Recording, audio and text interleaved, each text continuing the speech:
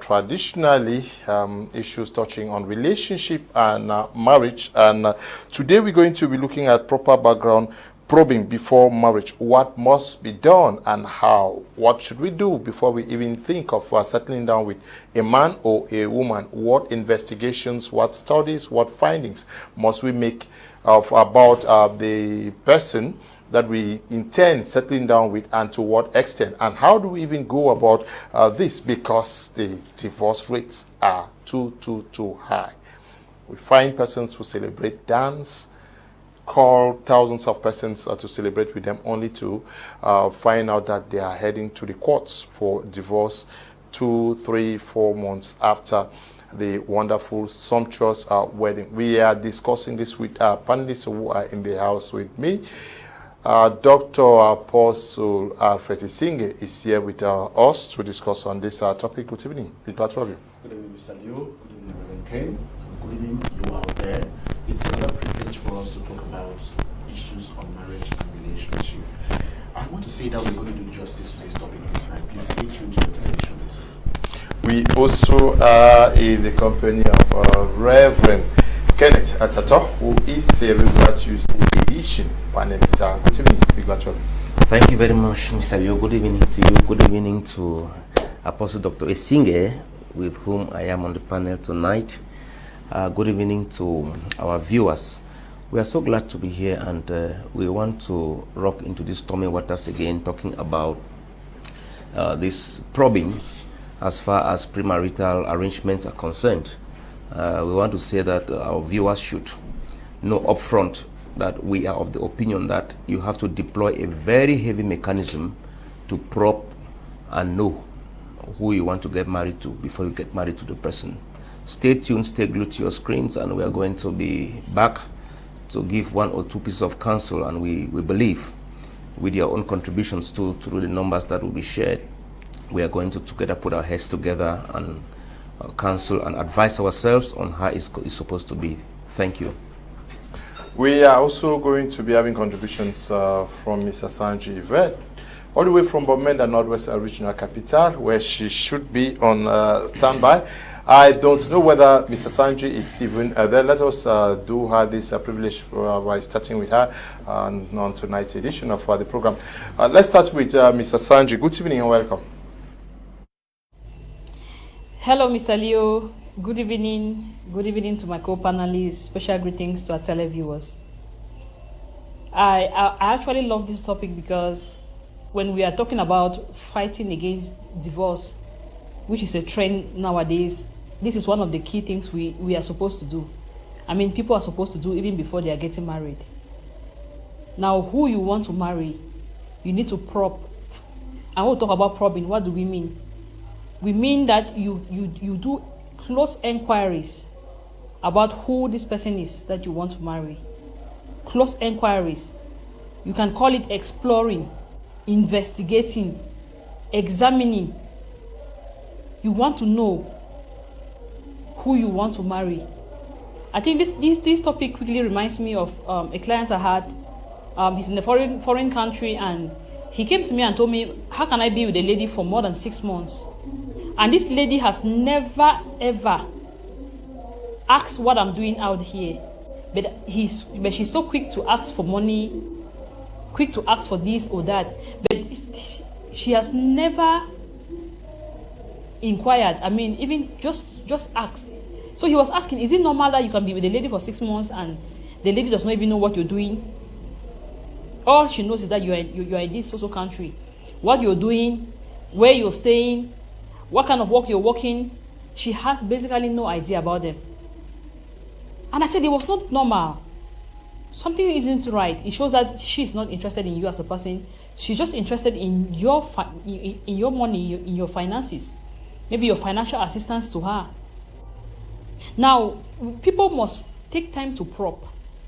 The importance of probing is that it helps you take an informed decision. Now, when we say something is informed decision, it means you are aware that, okay, this is who I want to marry. This is their possible strength. This is their possible weakness. This is where they're coming from. This is what I will face. I mean, every choice, every decision you take has consequences, right? You don't await for the consequences to take you by surprise. You are very clear on these are possible challenges I will face by marrying this person. These are possible maybe weaknesses I will have to deal with. These are possible this. I mean, you are very clear. It gives you a clear picture of the future. It's not like anyone can actually define what the future holds. But when you take time to probe, you can at least 50% be able to know what the future holds for you if you end up marrying that person. Equally, probing will help you avoid potential scam. You help avoid divorce. If you're following me on my page, Facebook page, you will know someone wrote me the other day. They are basically 4 months into marriage and she wants divorce. The marriage has not been consummated. Now you could first start by asking questions like, how did it happen? Like, why did you two even get married in the first place? To talk of the fact that the marriage has not been consummated, the guy is not always at home. There are a lot of things. You can begin to ask questions like, did they have courtship? How was the courtship? What were the things that were taken into consideration during the courtship period? So you see that if someone is married for basically 4 months and they are thinking of divorce, the marriage has not been consummated, it speaks a lot. It shows that a lot of things were ignored. That's before the wedding. I mean, not even once, the marriage has not been consummated at all.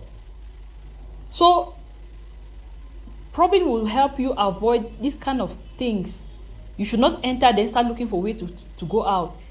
Honestly, marriage is easier to enter, but it's difficult to quit. It's difficult to go out. When I say difficult, I mean to go through the process of divorce.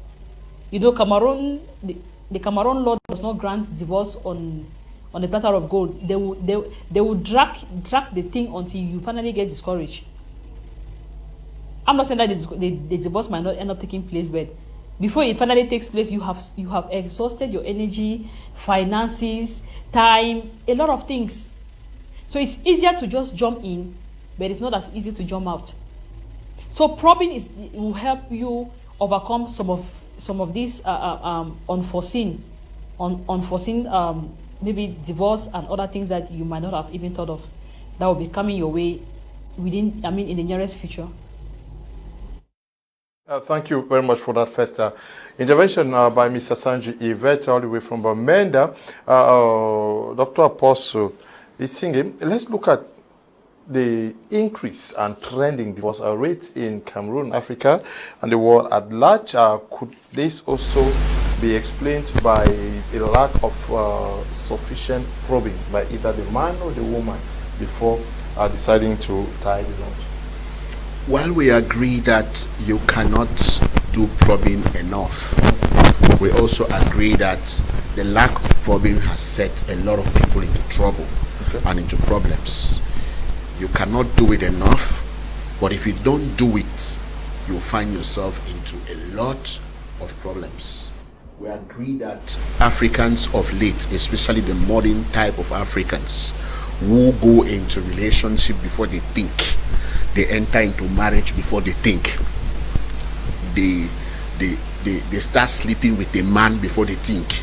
You know, they don't ask questions. That's why you hear a lot of stories about a ghost living with somebody for 4 years, having 3 children, having 2 children, and you begin to ask yourself, what is happening? How could somebody live with someone for 4 years, 5 years, 6 years, and even 10 years, and the person is a ghost or somebody who is dead somewhere, and you couldn't know that this man is something else? That is to say that you never bothered about the people, you never bothered about whether he has a background, you never bothered about so many other things.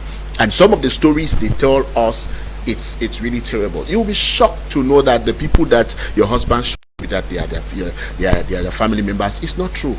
And you will also be shocked that the people that your wife showed you that is their family members is not true. Sometimes it can be people of some people that's one neighbor that they live somewhere else, and those neighbors, they were relating very well and they were fine, and now they want to marry you or something. You carry it to the neighbors and then they fix it and fake this thing, and it looks as if it is your husband's people or your wife's people, and at the end of the day you discover that you are into a relationship that does not have any foundation, and that is going nowhere. That will always crash. Why would Africans not do probing? Because most Africans are desperate, especially when it comes to marriage. One, if the beauty of an African lady does not drag you into marriage, money will drag a woman to marriage. The desire for help or financial input in your life would usually drag you into marriage. How many people have gotten married and they say they did not know the person they got married to? I got married in the dark. I didn't know the person I'm going to get married. You will discover that a lot of people will tell us today that I did not know the person that I married. Somebody will tell you that, yes, a lot of people will call us and tell us very soon that they did not know the people they marry. I only discover after, and so on. But these are things that if you did your probing, or you go behind to make findings, or to try to know who actually that person is, or from where this person is coming, you can be able to tell whether this person is genuine or not. You will see some people, you get married to somebody that has been in prison before and has come out, or maybe ran away from prison, and you are living with the person for 5 years, and one day you only discover that police people have caught your husband that what is an ex-convict, that he is not an ex-convict, he ran away from prison, or those kind of things. Many untold stories that are there out there, because people don't take time to probe. They don't take time to make findings. You don't even know where this person is coming from, and you don't even care how this person relates with their family, or how their family relates with them. You don't even care, because all you want is that appetite that you have in you. All you want is that person that is going to be your ATM machine, that person that is going to be your bank account, that is giving you money all the time. Rev Ken, you can imagine that a lot of people go to court today to get married, or to the council to get married. They don't go with their family members. Many of them. Yeah. They don't go with their family members. They just pick somebody on the road. This one say, I get some my friend who can stand. This one say, I get my friend his sister who can stand. This one say this. Because of what? The girls are so desperate to the point where they don't even care who comes to sign or who doesn't come to sign. Only to come and discover that the person you got married to is a criminal somewhere that ran away from something. And then you people are now pulling on to go ahead. And then you're embarrassed after you must have given birth to 2-3 children. What do you expect those 2-3 children to do after you have messed up by entering into a relationship without making findings? Only for you to get up and discover that you got married to a criminal, you got married to a ghost, somebody that died somewhere. And so, is it not happening everywhere? Grown as I'm talking like this, many of you have been trapped as Africans. You have been trapped into relationships that you don't even know how to go out of it, because you're even ashamed. How do I go and meet my family again? How do I go and tell my friends that this marriage is not going to work, or cannot work, or something like that, or whatever? Many of them, the sad one is the one that goes to the extent of you getting married in the church, and your family was not even there. Maybe you thought, you see now, say a brother can't represent.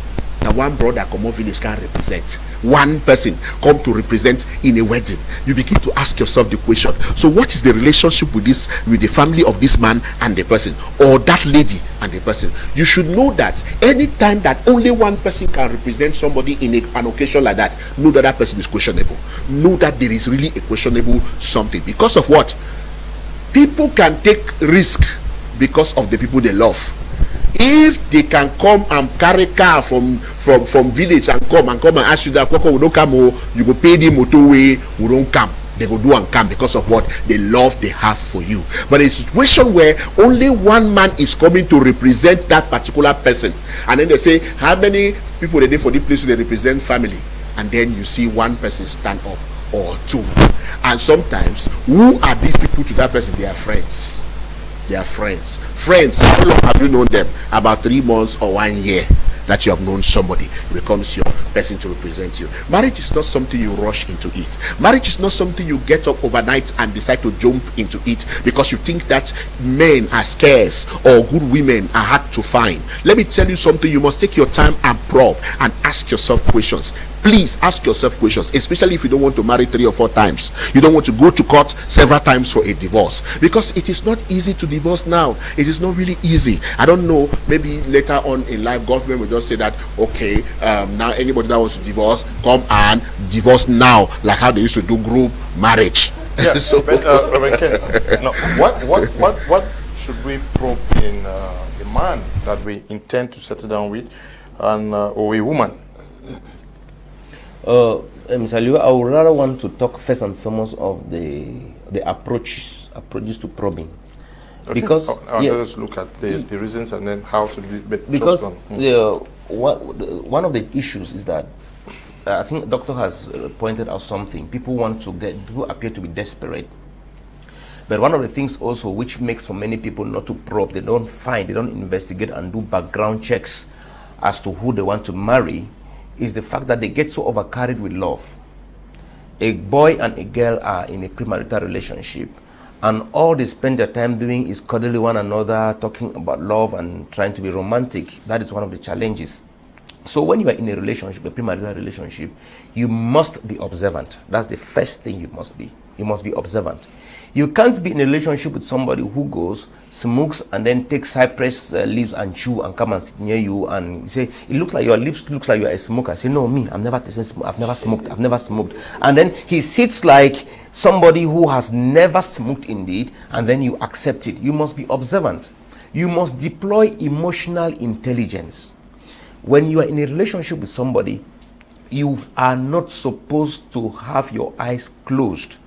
You must make sure that you allow your antenna to be able to capture around when you are around that person. You must be able to pick signals. You must be able to observe, look beyond the love the person is trying to profess to you. Look beyond the words, because many people are hypocritical now. You must be observant. That is the first thing you must do. The next thing is that you must ask questions, direct questions. Ask the person some questions. Don't say, no, if I ask him this question, he will be angry. Or if I ask, he's going to jilt me. Ask questions. Things that are consequential to the relationship. Things that have to do with your future. Your future in that relationship. Ask the questions. Ask about the person's background. Ask what the person is going to in life. Ask questions that the person may, in fact, some of the questions may make the person to get angry. But as long as they are important questions that need to be addressed, make sure you ask.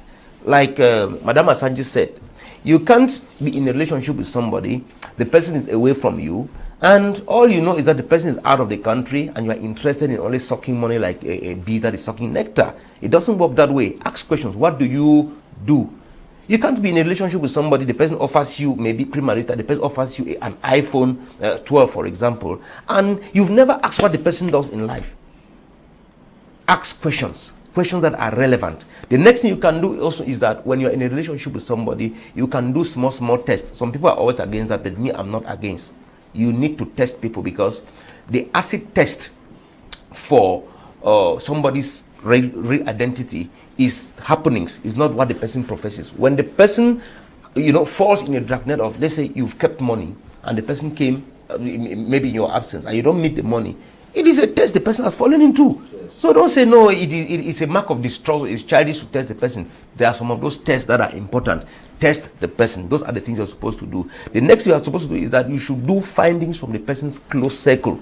Ask about the person. Just ask the person's friends. Somebody who want to get married to you and is hiding his friends or hiding her friends from you. And you don't know his friends, you don't know her friends. And the person probably comes and tells you, you see me, so me, I don't get me friend, I don't get me friend. And according to the person, it's a very good attribute. You don't have friends. How?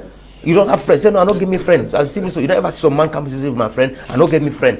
Those are things you must be able, those are red flags, they are alerts that you must be able to go into them to look at what should be accounting for the fact that somebody at their age that is getting married does not have even some 1, 2, 3, 4 confidence that you can relate with. In fact, it is not done. So these are people, when you identify such people in the person's life, ask the people some questions. Just, not like you've come for an investigation, just in a casual way, but you know exactly what you want to do. You want to get information. The person does not have a church family, you are quiet about it. He doesn't have an ex-student association, you are quiet about it. He doesn't have a village development association that he interacts in, you are quiet about it. The person does not have a circle of friends, maybe the quarter, the meetings in the quarter. The person has no affiliation to any of these groupings, and you are quiet about it. You must be able to identify this and ask questions. The next thing you must do is that you must be able to probe in the spirit. This goes to Christians.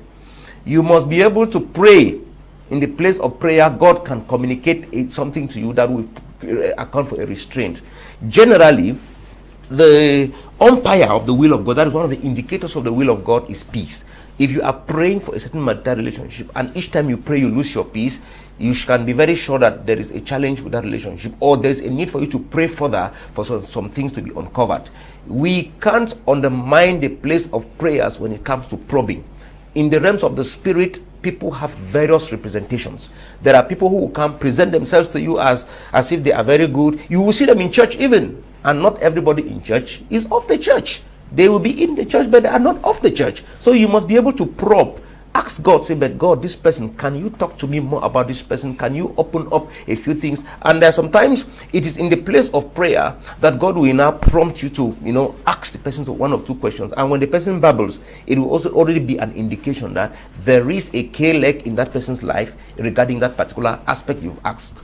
Then the next thing is you must use third-party probing. There are people, family members that you can also send to do the probing on your behalf. Yes, family members can do. Then your friends as well can do probing, because there are some people, for example, if a man has asked your hand in marriage and then his friend, you come towards his friend and you are asking certain things, the friend will surely know that it is towards that direction you are asking. But if your friend comes innocently and is asking the person, he will not know exactly to what end the questions are being asked. So you use third-party probing. You can also use maybe an authority figure over your life. The person calls the person down and asks some mature questions.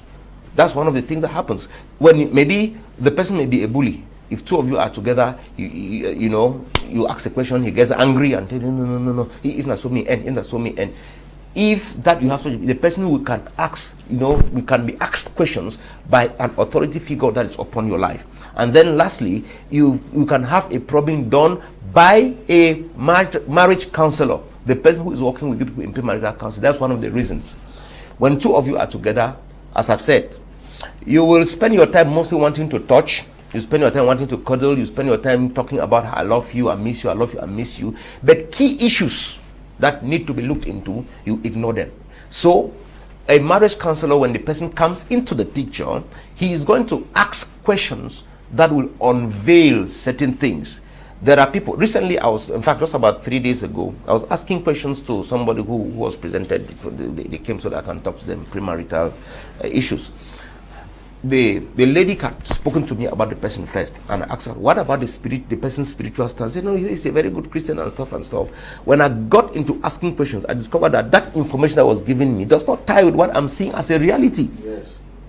I asked the person, after you get married, this and this are the stakes ahead of you. How prepared are you for these stakes? I discovered that the guy is still hanging on a thread. He doesn't really have anything concrete on ground, that this and this are the things that he is going to be leveraging on when he finally gets married. So these are things which a subject matter expert can, as you used to say, knock the man in belly, let information come out, which you will meet the person. Each time you meet the person will, take you from the ground level where you are and take you to level 11 with love. Talk love to you like Romeo and talk everything. You will, at the end of the day, you spend 1 hour 30 minutes, no concrete discussion.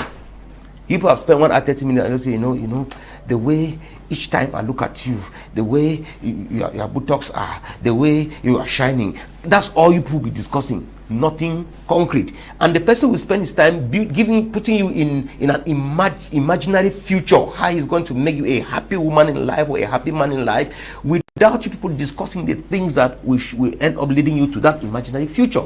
Yeah, Dr. Apostle Essingue, there is always this issue where you live with somebody and the society later discovers that this guy is either a gangster, he hadn't criminal, or he's a fair man, he's doing some funny things. maybe they did not overtly tell the woman that this is what I do, only for this woman to find out. Oh, you may be married to a woman also who may be from that world without your knowledge before. How do we sense? How do we use, you use the word emotional intelligence to know that something is not right? Because there are many persons who actually get married under deception. That somebody tells you that I'm going to work, going to this, not knowing that what they are actually working is something devilish. Yes, Mr. Low, people usually say that love is blind, but marriage is an eye-opener. Yes, love is blind. The mistake a lot of people do is to start with erotic feelings on a man. Immediately you start with an erotic feeling, all other senses are blocked. You don't see anymore. Especially with these bad guys, they know how to make a woman feel good. Yes, especially to take care of her. Sometimes they can even wash even your pants. Sometimes they can even, they can take you out to places where you can eat. Oh, mommy, take fish, take the one where you want chop, take this. Let's just be together. They know how to do it. There are people, especially these bad guys, they are gifted. They know what women truly want. And sometimes they even go to some of these professional women, these career women. They go to them. And these career women, they also don't know that these fake guys dress well. They are dressing very well. They may have their 3 jean trouser. They don't change the jean trouser. Black, blue, maybe another color. They don't change them. With their t-shirt. They know how to buy white t-shirt with a chain. And then their barber is always barbing them constantly. And you say, wow. Yes, you say, wow. I'm telling you, you see, your senses are finished. You cannot think anymore. Because all you are seeing is a wonderful guy in front of you. So you cannot think whether this guy is a criminal, whether he's a thief, whether he's an armed robber, whether he ran away from the prison, whether what happened and what happened. That is what usually happens. What about the church? What about the church? Most of these rough guys, and they are talented people. They know how to sing very well. When they hold microphone for air, glory of God comes down. Yes, they know how to do it. They wear one of their nice suits. They like to wear the suits that cannot be buttoned. Very nice suit with one fine t-shirt inside, and you are killing yourself for them. One spore, they wear you one new spore.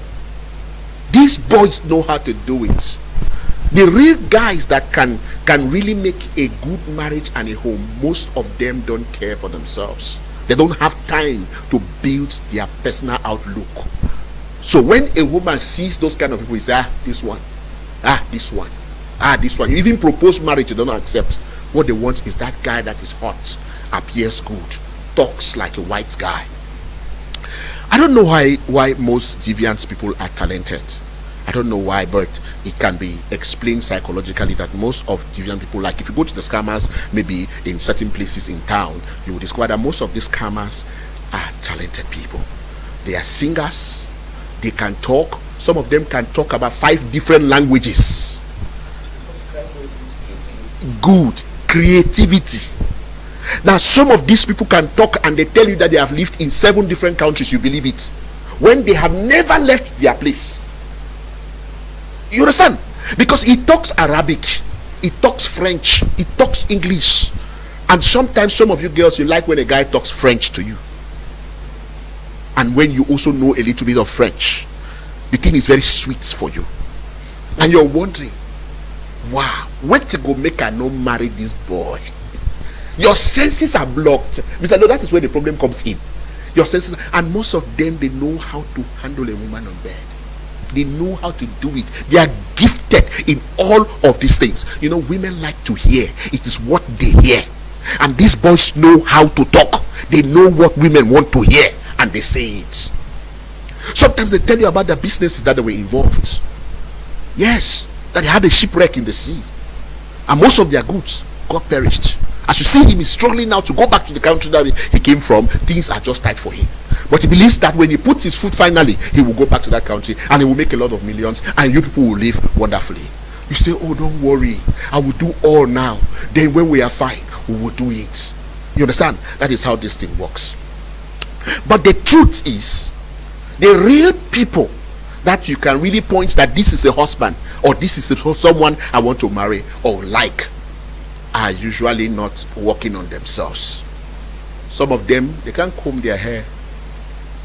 Some of them, they don't know even how to put a belt on their trouser. You wear trouser don't go outside. You wear, sometimes you wear your trouser, the thing has entered the socks, and then the potential woman that is really eager to marry sees you like nothing. Why are these our boys hurting our girls? You hurt our girls by not building yourself and also making yourself to appear appealing for them to make their good choices. Okay. But those who make good choices, those who they fall finally are always crooks. I want us to answer some questions. Right, sir. Good evening, Mr. Leo. I'm Mildred writing from Bamenda. Please, I wish to ask if you can get married to your ex-boyfriend's best friend, because I am in a similar situation right now. What is the problem? Is it incest? It's not incest. But they are friends. They are friends. The ex-boyfriend means they are no longer in a relationship, right? But they are still friends. Me, I don't see any challenge. No, Rev Kenneth, there are big challenges. No, let me explain myself. Yes. Let me explain my own self. This is how I look at it. When I say he is an ex, how did their relationship come to an end? It's on a consensus. What is the challenge? Maybe this girl has the qualities that this friend has identified and cherishes that the other friend neglected. Exactly. So she now suffer. Yeah. Because when it comes to marital compatibility, one person may not make a good wife to another, yes, but make a very good wife to another, and vice versa. So if they were in a relationship which could lead to marriage, and did not lead to marriage, where is the challenge that he could get married to? About best friends, it means that they are still friends. The issue is, it means that they are still friends. They are still friends. Best of friends. Then now it depends on how they handle the relationship. No, my brother. Go find your other master for some place, marry him. Because I'm telling you, these people are still best of friends. If you are not careful, if the person is watching us, find out, are they still best friends today? Yeah. Good. That's for me, it's still not a challenge in that if they handle the relationship well, in terms of maybe the best friend may even give his blessings. Yes, this discuss. There are people who are mature to that level where they are not sisters, they are not brothers. They are not. It's not incest. In most cases, that ex will find themselves sleeping again together. No, what I'm saying is that in most cases, because he will behave as if all is well. You people should pull on. No, I'm okay with it. Then when you get inside, you will discover that we have seen these things happen now. That feelings will come back one day, especially if you have a problem with that best friend now. Then you say, why do you leave me? You see, I know that I'm a human being too. I make mistakes, but now I make my mistakes. You left me. Somebody who will cheat with his or her ex that does not disconnect will do it, even if the person is out of the country. We have people who have been disconnected for 10 years. The person comes back to the country and they still go back to their vomit. What I'm saying is that the way they handle it, yes, if the three of them can sit and come to a consensus, it's very possible. There are people. This is why I'm saying that it's very easy for somebody to say it's okay. You people have decided to go ahead. It's enough for you and your husband to be the hedge, because even to if they build the hedge even with if your husband's best friend, it is very possible to build the hedge. It is. It is. But I've only cut that relationship before you could be that hedge. Because if that best friend go to come for that house, if they go always be together, if they go see the talk their secret, they will talk with the happen for house. What about a case where the person was not the husband's best friend but comes back and they are still connected? If the soul tie has been broken, it is possible for them to go their separate ways, right, and move. That's how I look at it. That's my concept. My concept is that's my opinion. My concept. Okay. You will not deprive people who love themselves and they want to get married because you are loved. Maybe, for example, it could be that this other man did not treat her well in the relationship. That's why the relationship ruptured. So this other one was admiring her and eyeing. Like if that man leave the woman out. Relationship issues, I don't have a formula. It could be that at the end of the day, one thing simply led to the other. That's okay, one thing led to the other. That's why they talk. The one that thing will lead to the other. That's what I'm talking about. It can lead to another thing. That is it. That is it. Okay, but it will be nice for Mildred, who is writing from Amanda, to tell us whether the two they are still best of friends. Still best friends. Okay. If they are not friends again, they are separated for other things. You can move ahead. Oh, it depends on her ex-boyfriend's maturity. That's what how much is it important? How important is it for either the guy or the girl to know the family background of both parties? Extremely important. I did not put is good. I say extremely important. Why? Number one, you need to know the kind of blood that flows in your husband. You need to know the fashion that runs in that family. You need to know the curses that exist in that family. You need to know how the men in that family treat women. And you also need to know how the women in that family treat men. You need to get all those details. And then you need to know whether the boy is not a ghost. Because some of these boys today, many of them are ghosts. Some of them ran away from prison. And they're still looking for them. And now, the people they have been showing you are their friends. They came to visit your parents with their friends, no relative. They came to visit your parents with neighbors, no relative. And you say now because he like me, no one problem. They have a lot of this. That is why it is very important. I want you to see the family that you're going to put your children in. Know how your children are going to be. The background that you're going to call your children's family. You have to be very careful, because this time, even that family is not your family, it is your children's family. So you have to be careful. Don't take emotion and enter into something that is going to kill you and kill all that you live for. No, yes. No, your mother-in-law. Yes, and you also have to know the kind of sisters that boy has. Because some of the sister-in-laws are very dangerous. As you know your mother-in-law, you will know your sister-in-laws. Because they will come to the house, they are jobless, they don't have job. Very intellectual, jobless people. They are not looking for them. They say, when I have opportunity, is this one say, I was in Europe, I just came back, and it's because someone will say, they have even left their own husband's house and they come to your house to terrorize you. That is why you must look at all these things. Very, very, very, very important. Now you also have to check whether the man gets sense, for their family to sense the flow. Because some children, they deserve to get sense. Because when you did transfer them for the children, I'm telling you, sometimes we are the ones suffering our children and we begin to beat them that they are not passing in school. What kind of father did you give them? What kind of mother did you give them? Because sometimes if you give your children intelligent spouse, intelligent father and mother, they will give you the ability that you want. All of them will be intelligent. They will look good. How can you be marrying somebody that you will look at your children, you yourself, you'll be angry, you'll be afraid. Every time you'll be trying to use oil to rub on them so that their faces will look a little bit presentable. Because I'm telling you, this thing has something to do with family background. It has it. And that's why you must do it. And let me tell you the advantage of your parents coming to sign marriage, your marital decision. They will back you when there is trouble tomorrow. They will not run away from you when there's tension in your marriage. Okay. Because they go sign now. So they will always be there. Castillo Fali, good evening to you, and to you, Mba Richard, watching us on our Facebook handle. We want to say thank you for always watching and contributing. I want us to take two more questions and see if we can answer them before we continue with the program. Okay.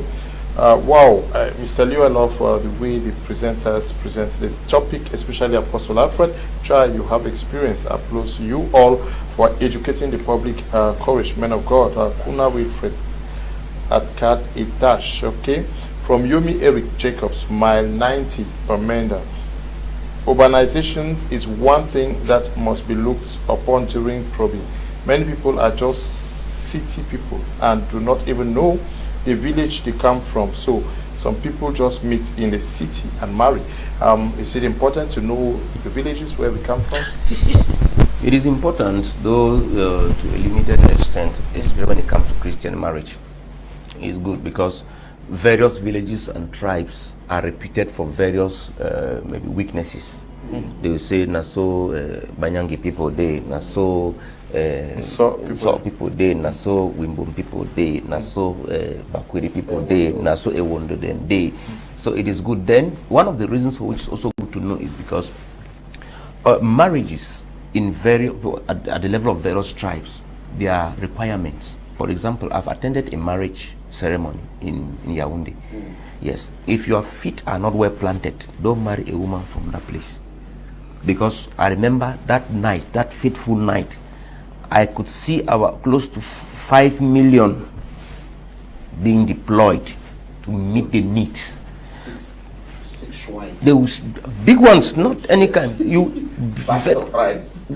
All foods, whiskeys and all those kind of things. So if you are not, if you are not planted, if you are not stable, financially stable, yes, and you just get involved, and then is at the tail end that you've gotten to maybe very foul the relationship, you get into it. It is going to be a very huge challenge for you. It will be difficult for you to be able to meet these needs and get married to the lady, maybe, or traditionally, as the case may be.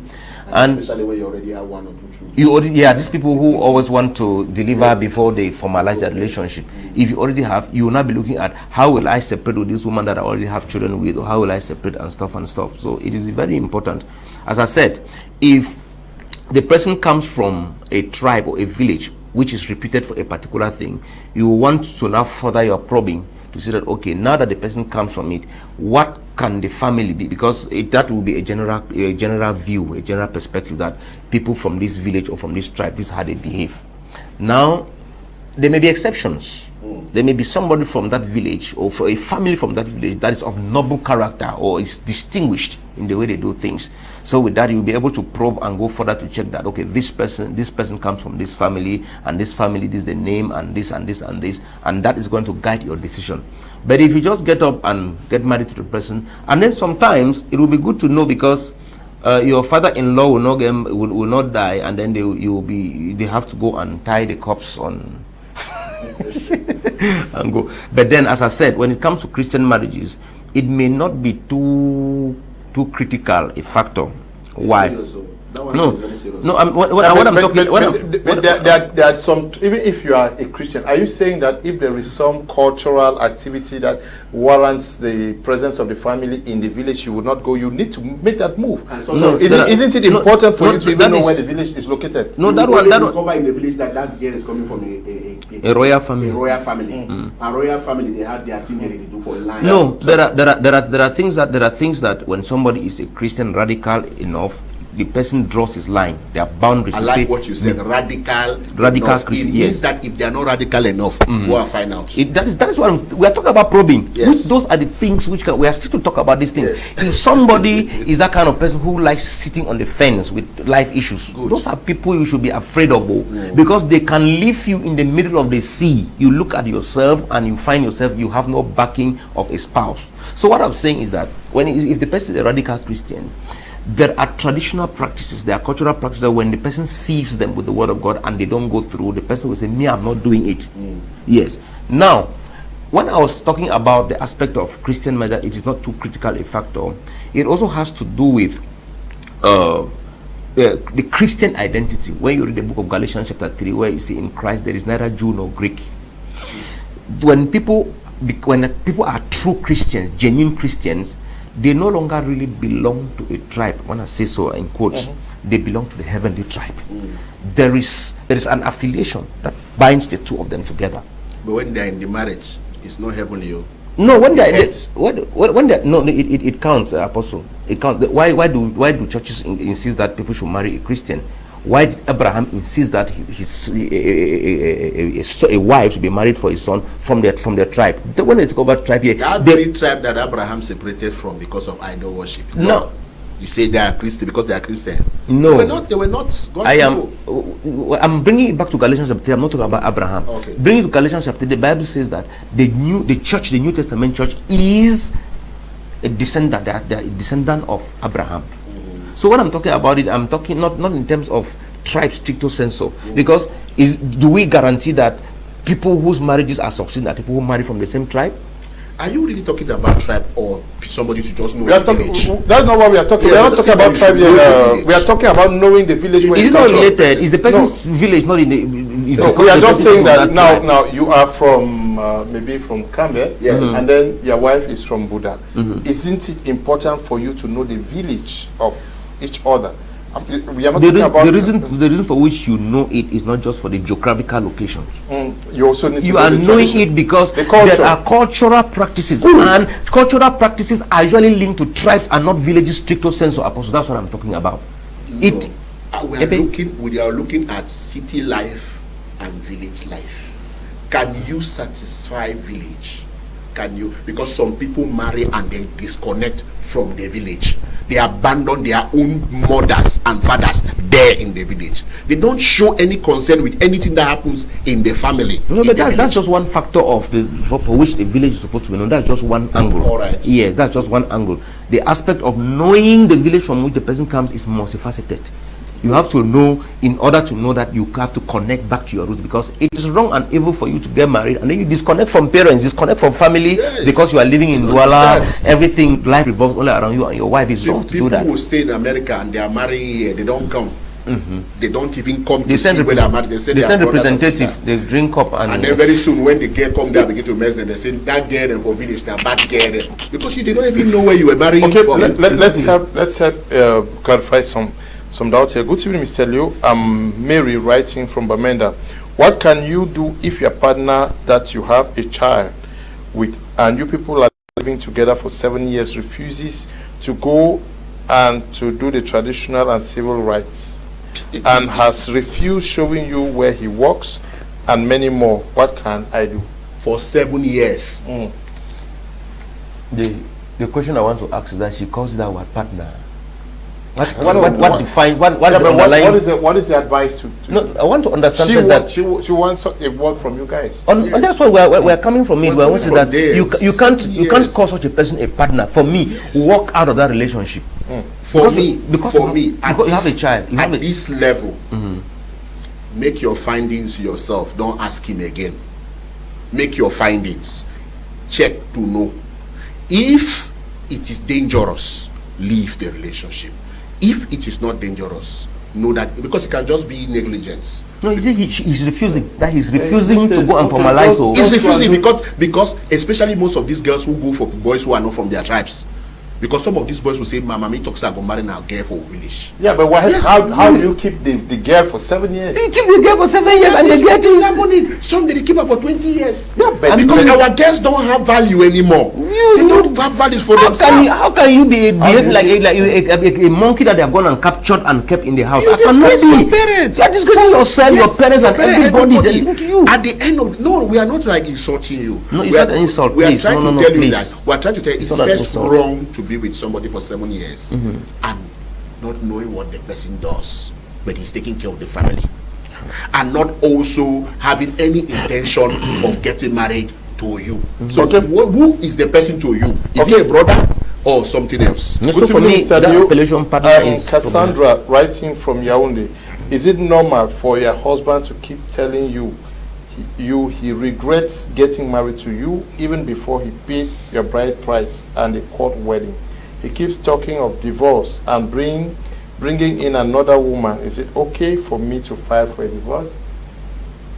Even before he marries you, he has already started talking about divorce.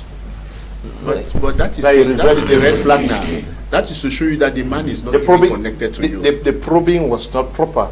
She ignored the red flags. No. She probed. She saw the red flags, but she ignored it. Yes. How can somebody be wanting to get married to you and he's saying, and before he get married to you, he's regretting, and you are still there? No, but mommy, you too, you get value for your life now. Just try and respect yourself, because this boy will do so one tomorrow when you go like her.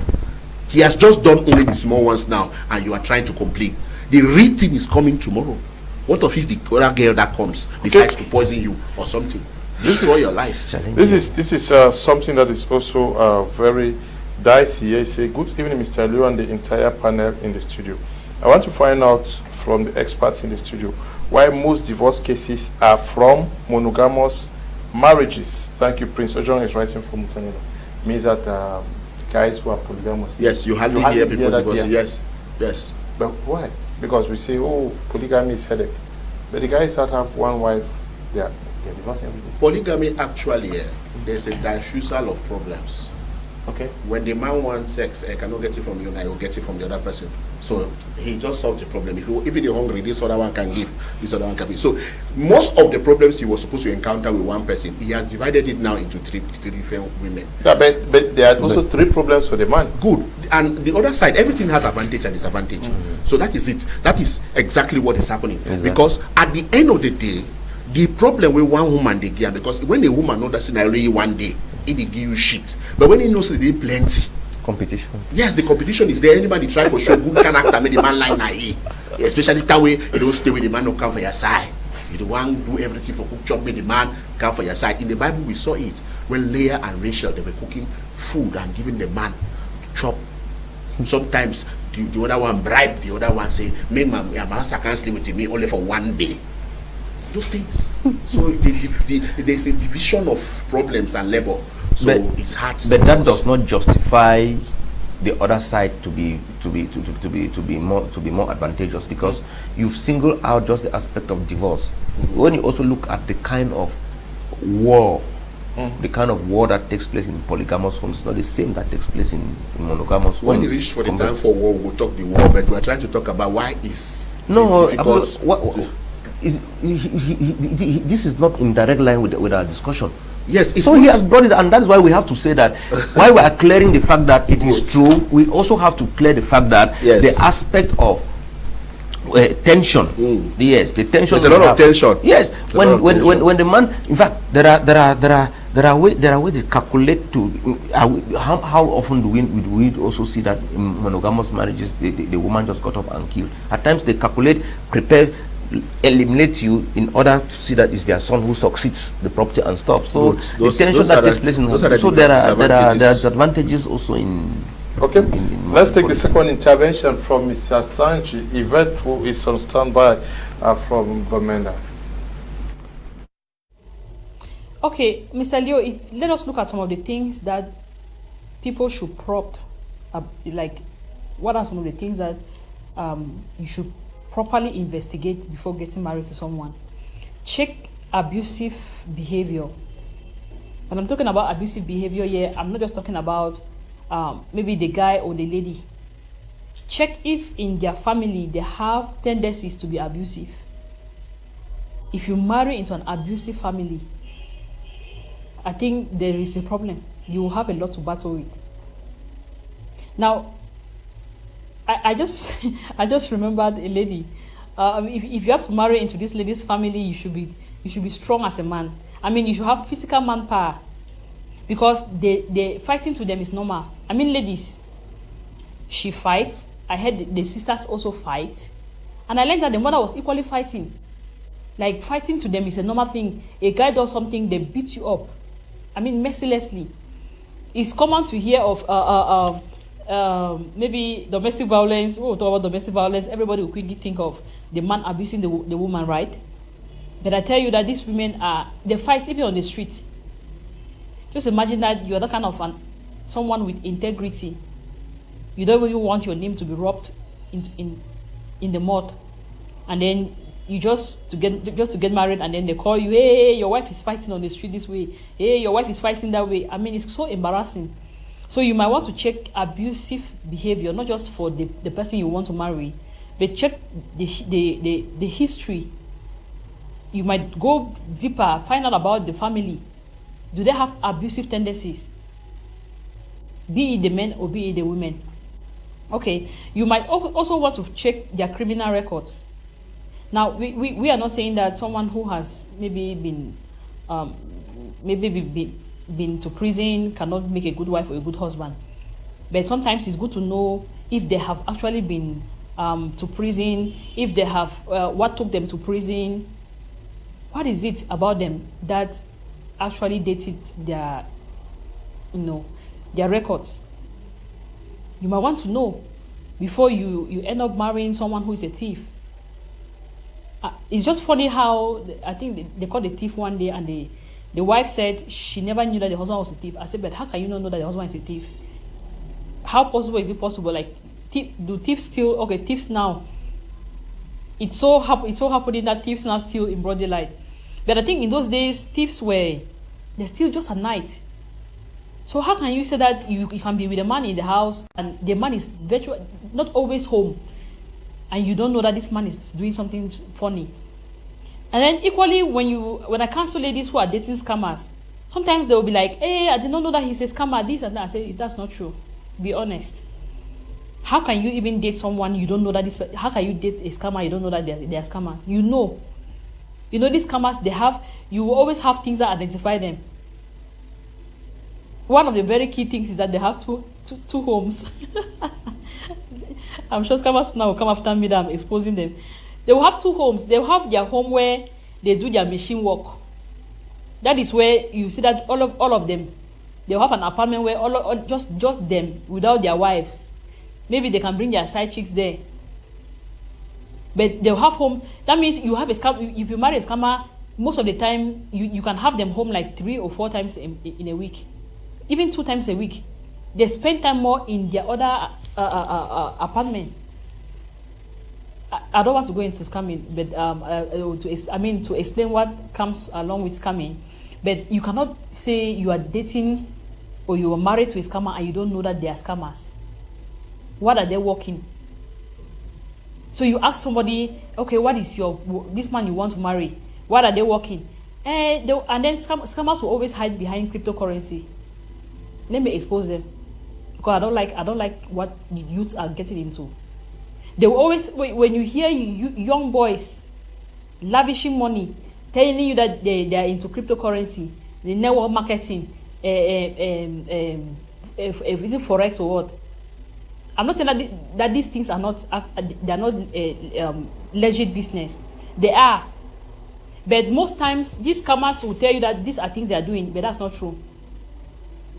So they will quickly hide behind all of these online money marketing things, and then so that you will not know their real identity. You marry a man that works more on the machines, especially at night. Then during the day they are sleeping, and then you want to claim that you don't know. Money is coming, money is always alerting in the bank. And then the funniest thing is that some of the ladies that are married to these scammers, they themselves are accomplices. And to shock you, Mr. Leo, some banks are even working with the scammers. They know very well that this money that is coming in is money that is scammed, but they will ask you to give their own share. So they will collect their own share and then release the money to you. Okay, let me leave the scamming thing. Mr. Leo, I'll come back for my last intervention. Thank you, Mr. Asanji Yvette. And now, let's look at probing. We know that there are also marriages that are arranged by our parents. Who are better probers? Yeah, because in the cities, you and I, we are very busy now. Who has that time to really go probing? Is that not also a challenge? For me, it's always good. Let the contribution of any third party be just a contribution. Do your probing. If tomorrow it is an itchy cocoyam, let it be itching your throat. Let every other person's voice be advisory. Be secondary, yeah. Yes, that is it. You know, this issue of arranged marriages, when you do, for me, it is always good to just recommend. It's not bad to recommend that. I think this person, you can hang out to see whether a good thing can come out of the relationship. But when it comes to where it's like they're forcing it through your throat, they're enticing you and trying to coerce you to get into it, it's very dangerous. Tomorrow you're going to blame somebody that this thing, if you did not bring me into it, I wouldn't be in this kind of relationship. So I think we can't say the probing of the parents is superior to your own work, your own assignment you have to do by yourself.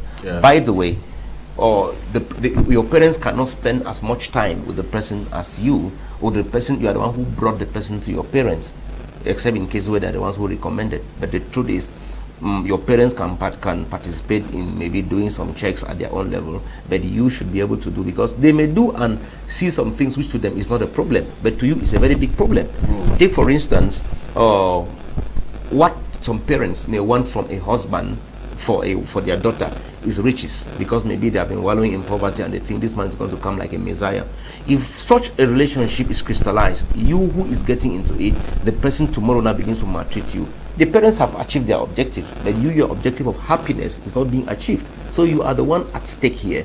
You are the one who is supposed to do all you can to do your own assignment to see that your own interest is secure in it. When I talk about interest here, I'm not talking about selfish interest. Your happiness, the possibility for you to fulfill your own dreams, to pursue and fulfill your dreams, is very important. So you're not supposed to, allow the job that you're supposed to do in probing to any other third party. Now, there is something I want to say here. When you're talking about probing, people should learn to separate between what I call ornamental factors from fundamental factors. This is one of the things that pushes people into problems. They have not made a dichotomy between ornamental. When you talk about an ornament, a chain, this chain is an ornament, something that just decorates. But a fundamental element, for example, if you boil rice, just white rice, you can eat. It is the fundamental aspect of the dish. But when you put stew on it, it's an ornament. It comes to decorate. Or Yeah, you put some, window dressing. yes, you are coming to, those things are just, for example, when you look at a man, if you want to get married to a man, 6 packs is an ornament. It's just a decoration. Chocolate color is an ornament. The person's accent, the way he speaks, is an ornament. The way he walks and his elegance, his handsomeness is an ornament. Fundamental issues have to do with character. It has to do with the person's values, the person's belief system. If these things are not in place, you go on and you're looking at a lady, you say, "Ooh, when I look at her boobs, when I look at her buttocks, her breasts and stuff," you will get married to somebody who is very beautiful, somebody who is well shaped like a guitar, figure 8. You get married to such a person, but the person's character will become so disgusting along the line that you will regret having gotten married to the person. Because there are people like that. Those external factors, those ornamental elements, they may just serve as an attraction. They may attract you to the person. When they attract you to that person, you have to up your game. You have to go beyond looking at the person's physical outlook, and you now probe into the person's character. Look at the person's values. 1, is he a kind person? 2, does he have compassion? Because there are people that you get married to them, tomorrow there's something and you are crying, you say, go with your crocodile tears, you are shedding the house, and then walk out on you while I received a call sometime from a lady who said that she was pregnant and had an issue with a little misunderstanding with the husband. The husband left for work, went and stayed him, the whole day, nothing. Along the line, she got walked up by the challenge they had, collapsed in the house, was carried to the hospital by somebody. The man came back in the evening and met an empty house. That kind of person. Even if it is how you leave your wife, who is, pregnant in the family way, and people had a challenge, at least you just try to check out and stuff, because they are vulnerable at that state. Look at the person's values in terms of dressing. Do you want somebody who will be dressing in destroyed jeans, or you want somebody who is elegant, responsibly dressed? Do you want to get married to somebody whose words are raw, or you want somebody whose words are seasoned? Those are values. Do you want to get married to somebody whose way of looking at things, like Madam Asanji said, there are people who are ready to fight at anything. You say anything, they are ready to box, they want to hit you. Do you want to get married to such a person, or you want somebody who is temperate enough that he believes that when there's something, you can dialogue and come out with an answer? If you don't take care of these values, you don't probe into these values and check, you will discover that these things they will end up having problems with you. Look at some ladies. You are in a premarital relationship with somebody who, before you get married, they have beaten you thrice, and you are still saying that, no, I really love him, I just love him. They have beaten you up thrice before getting married to you. And you're knocking up a bad place. They beat you for eye. They beat you for eye until the eye swells, then comes back together. They take you to the hospital. They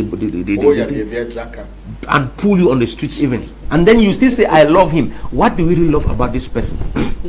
That you are not afraid of losing your life. So there's some of these things. Any sport you want to define play for Ola. The whole of bad place. What place is a bad place? You have to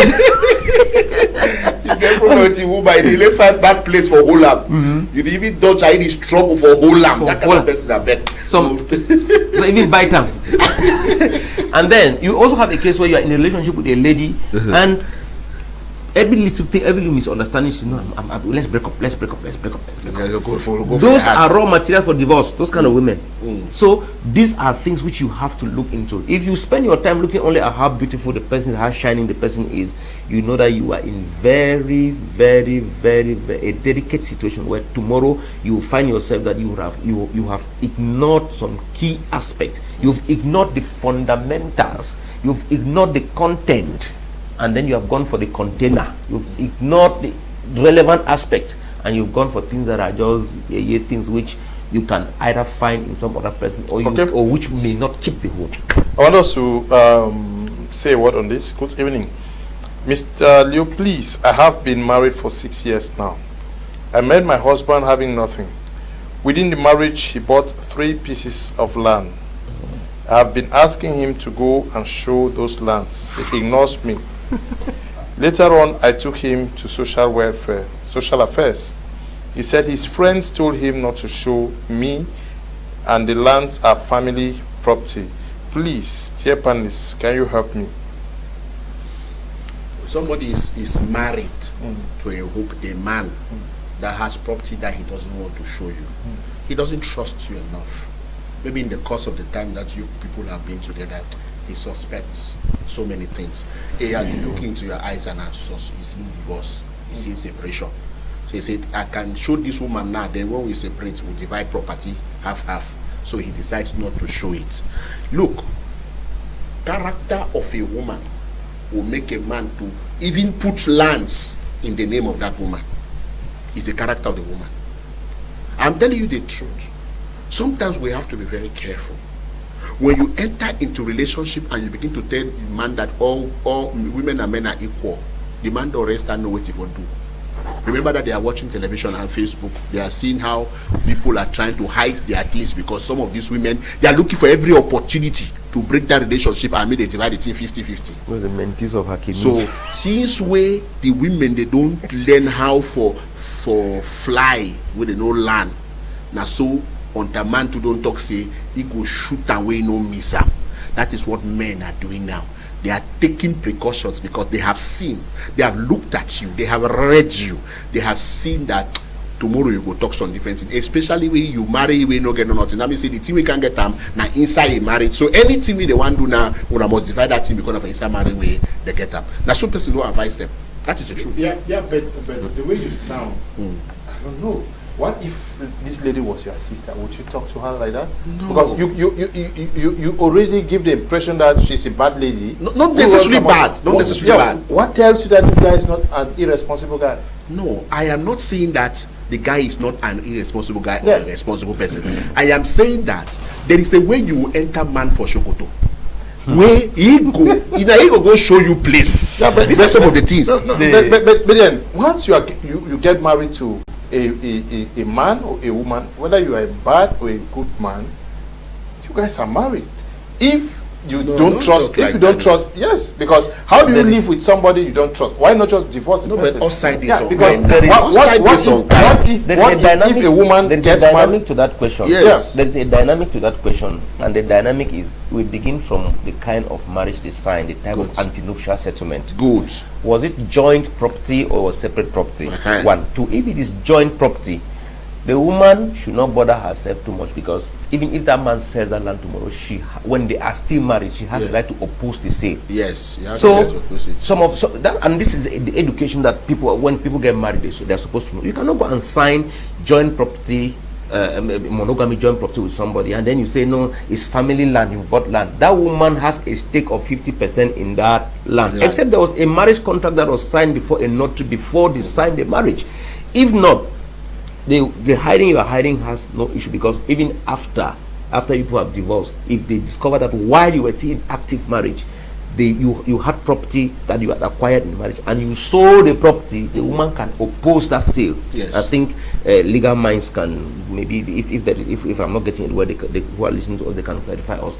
The truth is that when people get married, they should avoid this issue of a Friends have told me that. Friends, if you have issues that you have identified in your spouse, learn to dialogue. Tell them this, and this is what I am saying. You put talk out. Yes, as the doctor is saying, there are people who in fact, they may receive a kind of treatment based on the antecedents. Okay, it may be that she has sent further information. She says, I'm hardworking. I contribute in buying the assets. Imagine in the house. I'm educated. Yeah. Then says they signed monogamy and joint property. Yeah, no, she's not bother herself. Not bother herself. If there's a research she has to do, she should research to know whether the lands are registered. Good. And then if there is a sale tomorrow, she can oppose the sale. That is it. She No, can there are oppose some the sale. things that you people should not be minding. Yeah, You're not the one to fight. Even if you keep it or hide it or whatever, that thing they so tomorrow if you handle. No, because when we're saying so, Yes. there's some men are actually very irresponsible. That's what I'm saying. Because you cannot Because the man is only plan different things. the man has a plan. It's a plan. Because in fact, and it goes either way. When two people are married, and along the line you discover that maybe one has not proven a kind of irresponsibility. Take for instance, if you are married to a man and the man is lavish in spending, maybe he takes money from the woman and maybe keeps other women with it, the woman might, it may be a mitigating circumstance for the woman to be withholding money from the person. But if you are married to somebody and then you are trying to build a personal empire behind that person, there is a plan you have. There's a plan. The person has a plan. There's an agenda. He has a plan. Yes. And the plan is simple. Because when you say that is your family land, Which family are we talking the about? document that you buy, it shows that you bought that land when. Did you buy it before marriage? Was it before marriage or after marriage? It means that it's not a family land, it is your land. That is it. And you should not worry yourself for some certain Okay, things. there is a serious one here that we have to react to it. Say, good evening, I'm Nancy from Yaoundé. I'm into a relationship for 3 years now. So many things happen which led to distance. I stay now with my aunt and become born again, and I discovered I don't want the guy again because he's not a believer and does something's not good. I don't know what I can do. He works at night and sleeps during the day, and I've started losing interest in him. If the viewer can help us, tell us, because relationship is too ambiguous. Yeah, it was. Were you married? No, Were it's you married? a relationship. Three years.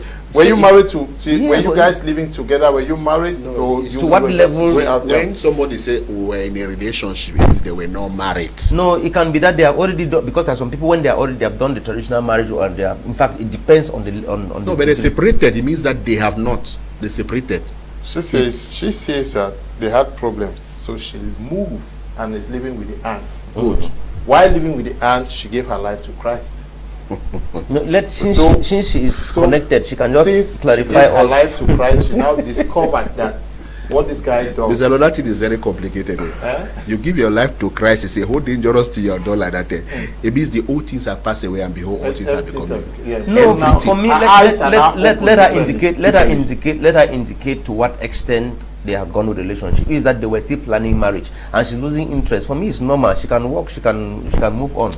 To me, Okay. I am saying that the born again clause is very strong because his faith and your faith will not be the same. You were not even married. If you were married, would have said that there's nothing you can do. That's what I'm saying. That's walk good. at She night, moves on. She should and then move. you sleep during the day. Maybe you're working in a nightclub, and now she's I'm a saying it's believer. better she should move on with Yes, it. she move on. She move out on of with a new relationship. life. Yes, and because normally relationship is to taste whether it will work or not. And sometimes you can taste relationship for 5 years. Well, why don't you people And also, this- why this- don't you people also ask this lady to see if she can change the guy to become a born again? He don't surely check them. people People don't- don't first separate because of problem. And girls don't separate for any kind of problem. It must have been a consistent something. Do that people made- really change Yes. people? So Do people really change if now people? that she's in church, if she sees a guy, it's going to be a bed of roses? But let, Not the, necessarily. let that when that guy gives the life to Christ when she's not yet married, both of them can still marry. But for now, I will advise that That you you move on. That you move on with your Move life. on. And Okay. when you want to marry, don't think that because you found a brother in the church, that is what makes the person born again. Many people have run to church as a rescue, as a covering.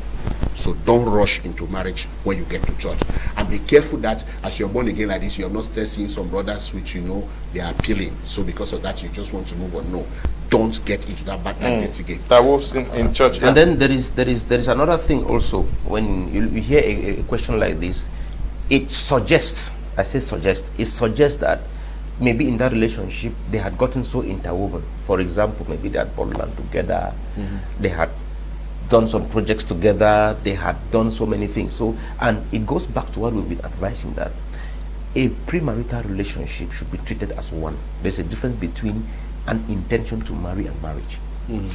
If you are yet to marry, avoid some of these joint projects, doing things together. Some of these things, if you see how deep they go, that's the thing. That's they what I'm commit saying. so many abortions. Abortions plus soul ties that have tied them. Good evening, Mr. Leo. Please, what can you do when you live with a lady that at times she will go out, drink and get drunk?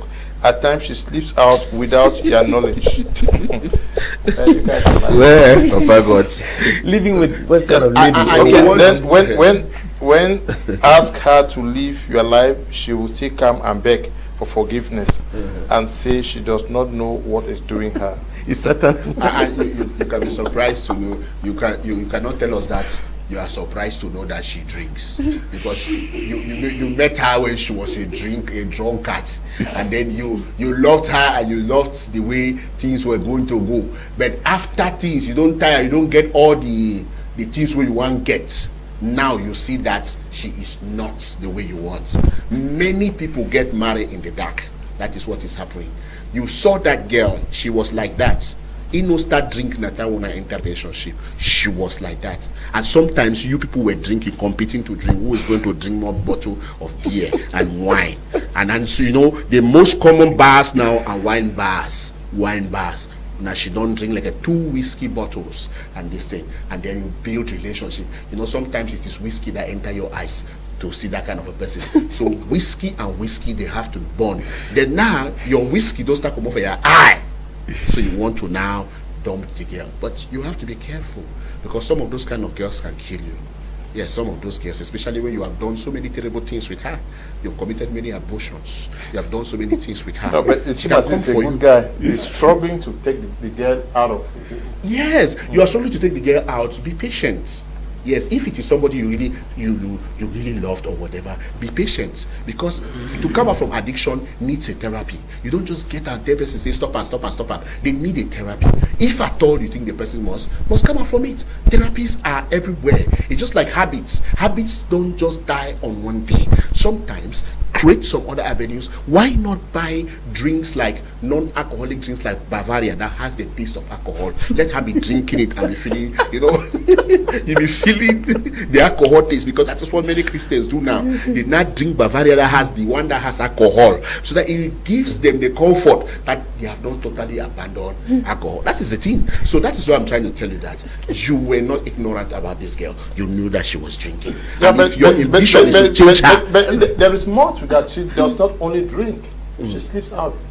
Would you? Those are the connection.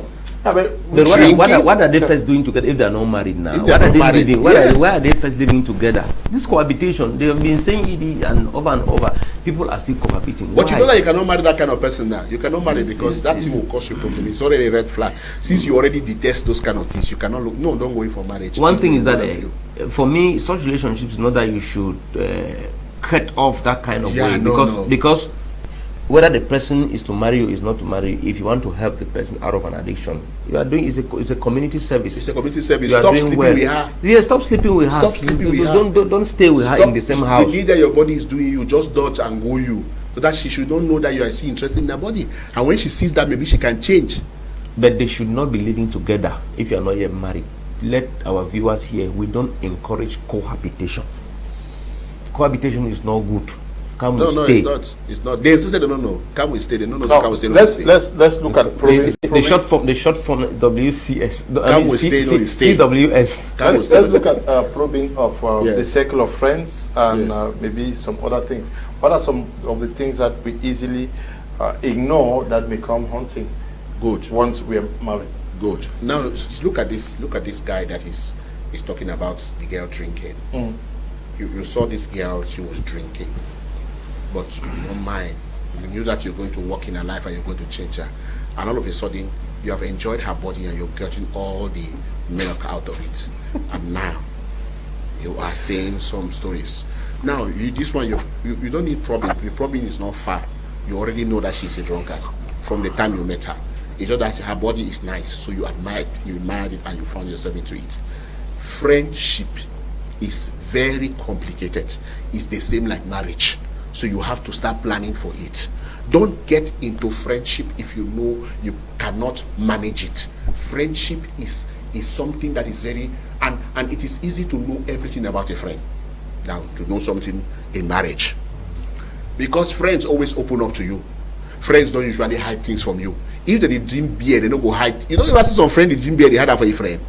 They smoke cigars, and they can give you something you smoke. Yes, those who are smoking today, who got closer to friends, knew it. They knew that this thing was happening. Yes, these things are happening. You went and you took your friend's boyfriend, and today you are asking that the boyfriend has disappointed you, and you want us to sympathize with you. You were a bad friend. So we have to be careful with the kind of friends we are making. Their choice of activities, their choice of words, their values of to life. Why would they be making a friend who does not respect the mother or the father? And you think he's a hero? That my man or he talk for mommy them, no, and then you go make your friend those things, and then you even end up marrying that kind of girl or marrying that kind of boy because you think that they are bold enough. I like the man because the man bold. They take bong. When he enter marry, no go take bong, and that time you go cry. That is it. So friendship must be propped. Must be propped. Know what you want and know what you don't want from a friend. And I always like the secular friendship, because in secular friendship they don't hide anything. Man, way he tell you, they say get 3 boyfriend. So I tell you, so I don't come up for mal and never take the thing. He said, I'm a taxi driver. He wait me for Roma, can't make her enter. They know. They know themselves. It is difficult to know someone you are married to, but it is very easy to know things about your friends. And that's why before you marry a friend, you must have appreciated the value that friend has. You must appreciate their quality of life. You must appreciate how they treat humanity. That's the first thing. How your friends treat humanity. Okay. Because it is what they treat in humanity that they will use to treat you. Reverend, good evening, Mr. Liu. Your topic is very important. Should the church engage in matching boys to girls in the name of promoting marriage? No. The church is not a center for marriage making. Yeah. Yes. What is there is that, as I said, in fact, both in the church, at family level, friendship level and stuff, you can recommend that this person can make, in my opinion, this person can make a good wife. You do it, but when you start imposing using prophecy, because that's one of the things that's happening in some churches now. Now I married 7 couples now. Say, come, any man that wants to get married, come and stand. Any woman, come and choose. The church will support you to get married. Who know come? So those things are wrong. When people want to get married, let people make their choices. If your recommendation is subjective, but your pastor can also give you counsel. That's what I'm saying. Yes. Well, when you say that people should make their choices, just know that the pastors can also guide you. Guidance is not imposition. No, that's what I'm saying. Yes, but the pastors can guide you. Yeah, very true. Your parents can also guide you. Very true. No, if you ignore counsel, you are a dead person. No. Because most of the time, as we said from the onset, love will make many people not to see things they ought to see in a relationship. So when you have people who can talk to you, open your eyes, open your perspective to be able to see, it is very helpful to you. Never take such for granted. But then don't also present yourself to the church or to the family as if you are still a child, that they should dictate everything to you as if you are in class 1. They dictate A for apple, B for. You must be able to prove that you've grown to a level where you can also make some choices. Notwithstanding, these things are supposed to be under a serious tutorship. When you have relationships where you think you are the alpha and the omega, nobody can talk to you. You are on the way to death already. Okay, let us take the last intervention from Ms. Asanji Yvette.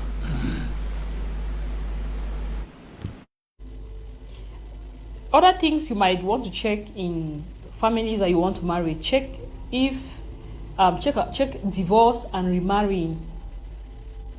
Now, it's almost impossible for some people to marry or stay in marriage. Like you hear somebody will say, I think somebody was saying something like that some days ago, that man and girls don't stay in marriage. I don't know how true that is, but they're trying to look at the number of women, the number of ladies that have tried getting married, and then within a short while they have come back to their parents' home. So you might want to find out very well. I'm not saying that, okay, now if they say, for example, I don't know if that's true, but if they say man and girls don't stay in marriage, for example, or a particular tribe don't stay in marriage, you might need to be very careful if you are choosing a spouse from that tribe. Because what is happening to others might likely happen. But again, you might examine the person you are with now. Some people can come from tribes where people get married and don't stay married. But maybe they have worked on themselves, they have worked on their, let's say, their emotional intelligence, they have grown up maturely. I mean, they have learned, they have grown, they have unlearned certain things. They are matured enough that they can stay focused. If you if you have to identify this kind of person, even from a kind of tribe where people get married and don't stay married, then you can be sure that this person is. But it's still very important to prop the culture where they're coming from, because some cultural backgrounds too are a problem. Now let me give an example. I learned of something. They say, I don't know which tribe is that, but they say the first child that you get married and you put to bed, the first child is not your child. You need to hand the child to the parents. So I don't know how that works, but if that should be the case, you might need to prop to understand that this is how this culture functions. And so if I have to get married in this tribe, this is what it takes of me. Okay. Then equally, child issues, you discover that some families, they have history of either health challenges, they have history of either I don't know if I should say child issues. Getting pregnant is a problem. They might get married very well, but they don't put to bed children. You might need to find out all of these details, so that it's not like you get married first and then before you start finding out why is my wife not consuming, or why is my husband not doing this. Find out some of these basic things. Is very important. Know if there's tendencies that from where they're coming from, bearing children is a problem. Now, if you already know that bearing children is a problem, what are you doing to make sure that if you marry this person, you can overcome it? Is it spiritual things? Is it a spiritual thing that most of them don't bear children, or it's actually maybe a kind of lifestyle they have had in the past? Let's say a tribe where they have had a lot of, maybe abortion has been the order of the day. Okay, so people just get pregnant and abort, You might need to be very clear on that. If it's spiritual, we can even talk of it being handled. But if it's that they have aborted until they have tampered with their wombs, then okay, there's a problem there. So these are some of the things that you must check. Then, like I said, check profession. Don't just say, hey, my husband is doing cryptocurrency. What kind of cryptocurrency? Find out. You might be shocked to know that you are dating or about to marry a scammer. Okay, and then social reputation. How is this person being held in the society? Are they the kind of people that, maybe the kind of person that before you want to talk, hey, that one, the man, the man with the worker drink, piece for your clothes, shit for clothes. I mean, the kind of reputation that is really nasty. You might want to check all of those things. And if you can do proper probing, I bet you have helped to reduce the chances of getting into the wrong marriage. And this quickly reminds me, Mr. Leo, my book launch coming up on the 26th of May, 2024. And the book is on pre- and post-marital counseling. Sorry, pre- and post-marital agreements. And this book is purposely to lay the foundation. What are the things that you need to be on the same terms with before getting married? This is what is contained in that book. Thank you so much, Mr. Leo. Thank you. Thank you, Ms. Asanji Yvette, and we are going to continue with the panelists who are with me in the studio here. Now, there's something we've not actually touched on since we started looking at this. We are talking about probing. How do you probe to see compatibility and vision? Because that is also where the biggest problem comes from. You're getting married to this guy because he looks cool, to this lady because she's beautiful. And once you get in the lady wants to go west, you are looking east, and all the problems start. Why do they first go along and start living together? That is where the problem is. Your compatibility check is not really found in marriage, in a home. It's good to take from how you people view life. That's how you check compatibility. How you see life. How do you see drinking of alcohol? How do you see sex before marriage? How do you see respect for parents? How do you see the parents must give their consent before you finally go into marriage? What are the values you have from your church? How does your neighbor see you? You know, those are the areas of probing people go into. That's the truth. Now, like somebody was trying to comment here that he realized that the guy was cheating and all like you did not see it, but that now you saw it before. Because if a guy comes to you, the first thing that he start approaching is sex. Know that after marriage or when you are home, he will be going to look for other women because he came to you for sex and he already get it and he's tired. Remember that he was already having sex with other people before getting to you. So now he will just continue the line of sex that he's getting into. And I want to tell you that that kind of a man can kill you if you stop giving him money. If I thought you were giving him money, he can kill you and he can cause a lot of trouble. And if he sees another woman that has money, he will go. Because you cannot use money to hold a man down. You cannot. You cannot use the money to hold. You have already discovered that this man is like that. So temperamentally, before marriage or before any serious relationship, watch out how people react to certain things. How they react to idleness. How they react to their phones. How they react to children. These are some of the strong things you should be looking at. Compatibility. How they react and how do you react. That is what compatibility is all about. What does this person think about people? Because there are some people that don't like people. They don't like people. They don't like to see people around. And there are others that like people. They like to see people around. There are some people that don't like children. You know, other people's children. They can treat their own child nicely, but they don't treat other people's children very nicely. Observe those particular that nature and see what you do too. That is how we evaluate compatibility. Compatibility in talking too. This person talks too much and I'm not talking too much and I don't like it.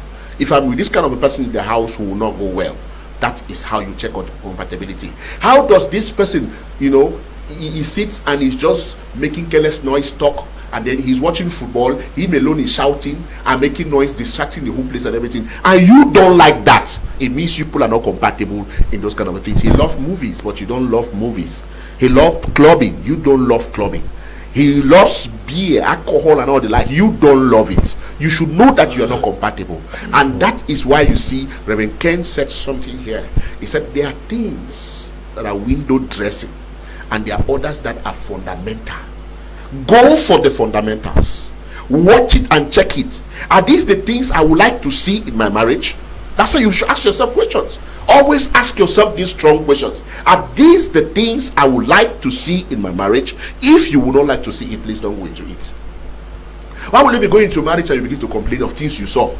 How many of you did not see those things? You saw them. You saw them. Maybe later on in life it amplified, but you have already seen the symptoms, the signals, and people call it red flags. That's it. And one of the things you should do when you are going out for probing is this: in terms of temperament, always think out of the box. Don't always think around some things. Think out of the box. Ask yourself that in 10 years time, how would this man be? Because some people, as they get old, they become more talkative. Some people, as they get old, they begin to be calm. So people, as they get old, they begin to change some certain behaviors. That is it. And like we're talking this thing about choosing someone from who you want to marry and whatever. In terms of tribes, some tribes cannot marry their own tribes girls or tribes boys because it doesn't work. It doesn't work. If they marry somebody from outside, it will work. But if they, because their compatibility does not work with their own women, they are not compatible, because all of them have been trained to be wild. They have been trained to be hostile. They are trained never to respect their husbands or whatever. So they grow up that way, so they know themselves. If they marry, they will have problems. Yes, I've heard people say that if I know if he ever marry my tribe man, because if I marry my tribe man, no work. Some tribes, some particular tribes like that. But there are some other tribes that they prefer to go back to their home to pick women, because there's the compatibility there is wonderful. They have learned to respect one another. They have learned to care for one another. They can share. You go see some man we hand like a caterpillar, and you the things that when you marry, you go change. You go see woman with a heart for share chop. When trained that the car has to even ask you whether if you get trained and job. That kind of a person will never entertain your strangers. So don't begin to put yourself. Compatibility is a very complex thing, but you should be attentive, be patient. What does he do that I don't do? What does he like that I don't like? Where does he like to go that I don't like to go? That is where we assess compatibility. And the truth is, we think that it will change later, but usually it doesn't change. We think that things will adjust, but it doesn't adjust. So find what you know, both of you can go along. Good evening once again, Mr. Leo. I think couples need to be honest with each other before getting married. You can't be HIV positive and hide it from your partner for them to discover only after marriage. Or a man can't have an erection, and because they had agreed or no sex before marriage, he doesn't tell the wife about his condition, and she only gets to know it when you are married. That's very wicked from someone who claims to love another. Prince Ojong is writing, how do we also, these are some of the things, many women are dying today and they end up going outside because the man cannot have an erection, especially in these situations where they say no sex before marriage. But how do we fix that? Because many women are in suffering. Yeah.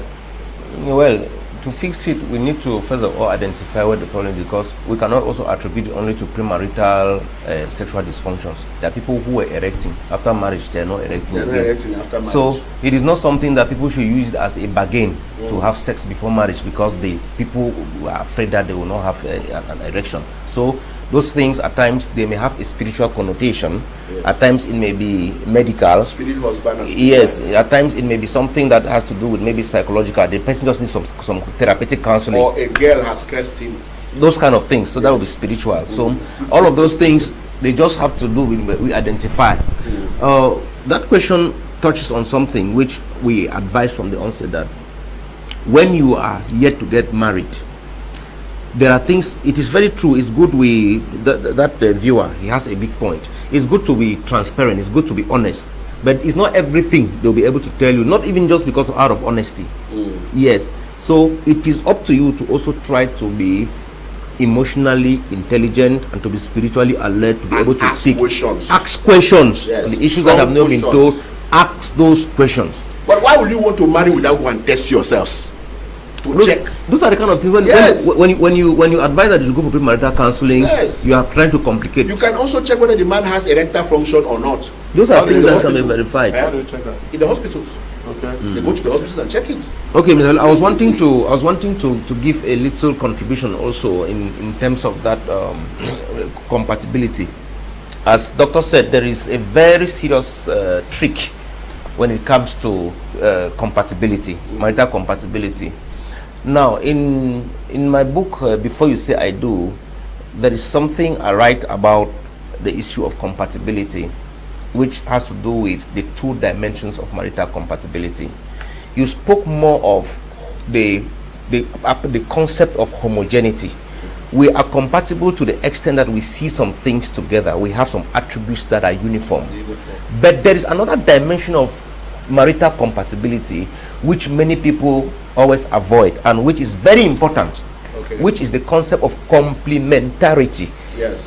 I have some weaknesses which reflect as strengths in you. You come to complement me. I think I explored that in Before You Say I Do. Yes. When there are some people who are talkative, as you say. If you marry another talkative, that home will rather have problems. Good. You need somebody who will try to, when as you are talking, the person is not talking But back. you must have no much problem with it before you go in. That's what I'm saying. Because if you have problem with talkative, no, I want to zero out on it. I will zero out on it. Yes. I will zero out on this, Yes. Dr. C, because these issues are very tricky. That is one. For example, you need a dimension where if two of the people who are trying to get married, if both of them are disorderly, the home will be. It means that when somebody is disorderly, another person will come with the strength of. You need the strength in one who is outgoing, very outgoing. Yes. You can easily make friends. You enter the quarter, you can easily make friends. Another one is closed up. Those things can balance up somehow. But this is something very important that personally I treasure it so much in relationships. The attribute of teachability. If you hear me talk about marital issues, I will talk about this every time. Teachability. Good. There are people that you can dare to marry with some weaknesses because the people are teachable. They can easily move from that weakness, You understand? to a strength. Good. But there are some that they have a few weaknesses, but those weaknesses are like Mount Zion in their life. They are planted in them. Good. Nothing can be done for them to ever change. Yes. Those people are more dangerous than people who have many weaknesses but are teachable. They can actually move from this point of weakness while their spouse is making concessions, because it is always an issue of I am this way, you are this way. While you are trying to move to come towards me, I am also trying to make concessions to come closer so that we meet somewhere. There's a middle ground. There's a compromise where we can at least flow from there. If it is such that that person has his weaknesses and it is part of him, and you say anybody who wants to love him must love him with those weaknesses, it is a very big problem. Very huge one for that matter. But also there is this thing. There are other strengths that may cover up some other weaknesses. Exactly. If that person has some weaknesses that you don't like, but he has strengths that cover up that weaknesses, you can go on with such. It must be so, because nobody has 100% strength. It must be so. But they have strength, but it doesn't cover the other one. No, that's what I'm saying. Let's answer this question from Prophet Samuel Tani, who is watching us from the United States of America. But the question he is asking has also been asked by at least 2 or 3 other persons watching. It says, greetings, Mr. Leo. The program is interesting. Salutations to the honorable panelists. Question: should we put love ahead of compatibility or the other way around? If love is 85% and compatibility is 15% between the two lovers intending to marry, what's your advice to them? Now, when it comes to I love you, yes, but we are not compatible. Good. When it comes to how to choose a partner, there are many parameters to look into. It is not only love, it is not only compatibility and the others. There are other things that are very sensitive when you are making it. I love this person, but the truth is, this purpose for his life does not tie with mine. Yes, his purpose for life. If I enter his life, I may not make a meaning to him. In that case, you throw aside that relationship. Let your love go somewhere else, because both of you don't tie in any way. First of all, take for example, you are a preacher. The woman doesn't like preachers. It doesn't like people. It doesn't like to receive people. But you love her. If you marry her, she will destroy your ministry.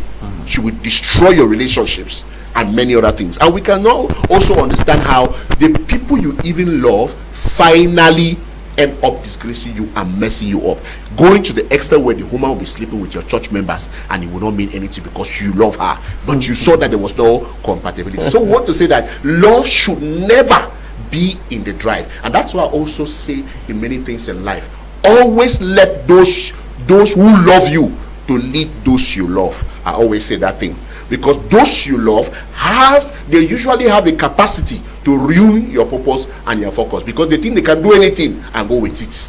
That is it. So never allow love to drive you to something. Allow reason, and then compatibility, and then purpose to drive you.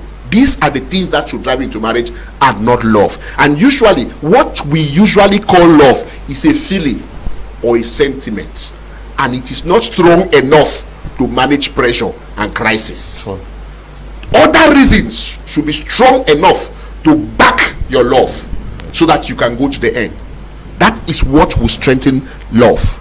But if it is love that is ahead, then you say, I don't care how we compatible, whether this, you go get trouble. You have a wife, you just come outside, see your friend or uncle for house. So bring people over house. I don't get trouble for people over house. It will be you love the wife. You love wife. Reverend, what will you see? What will you see for outside today? These our emotions that we call love. Because many people call love, but it's emotion, it's feeling. Sure. How you see the woman your skin make. And sometimes, let me tell you, be careful how you look at a woman. Because if you look at a woman twice, the tendency that you can begin to feel for the person is obvious. You look at a woman, you want to look at the pants prints. You want to look at the shape. You want to look at the breasts. You want to look at other things. The tendency that you can easily fall in that thing they call love is obvious. Because you know that it would be illegal to want to sleep with her before then. So the only thing you will do is you will say, I want to marry you. And then she will not deny. She will say, yes, I want to marry you too. And then both of you will enter marriage. That is where you will understand the difference between what you saw and the reality the woman carry come. And I want to even add that, in my opinion, love is the foundation for compatibility. I mean, compatibility is the foundation for love. Yes, compatibility. It will be difficult for people who are not compatible to really find true love. Yes.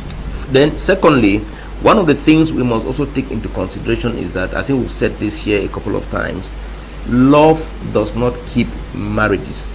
Love may bring two people together, but commitment is the factor that will keep the marriage. Then thirdly, love is defined in various ways in the stages of the marriage.